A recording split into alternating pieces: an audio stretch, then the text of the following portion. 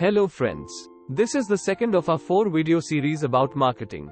In this video, we will talk about pricing of your product, which is crucial for first-time entry into the market. Let us look at how spices powder manufacturers have priced their products. Have you noticed the wide variation in prices? Why can some players command a premium price while others charge much lower? By the end of this video, you will understand why these players price differently and how you should price your product. The top two commonly used pricing strategies are cost-plus pricing and value-based pricing. First, cost-plus pricing. This involves adding a markup to the cost of goods to ensure a profit margin. Use this method when competing on price. It is ideal for selling to a price-sensitive mass market, where price is the most important factor, while keeping other factors like flavor, quality, color, and packaging similar to your competition. For example, if the cost of production for 1 kilogram of spice powder is 195 rupees, you can set your price at a 30% to 40% margin, say, assuming your competitors are not selling for less than 297 rupees per kilogram.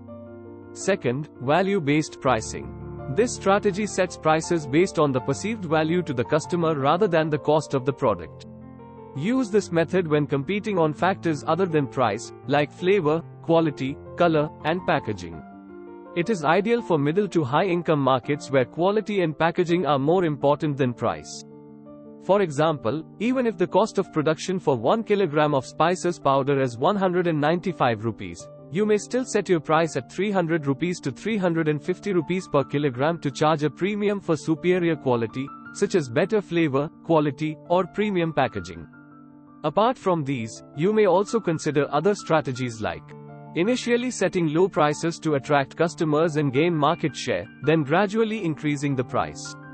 Setting high prices initially for new and unique products, then lowering them as competition increases. Using psychological pricing, like setting a product at 99 rupees instead of 100 rupees to make it seem cheaper.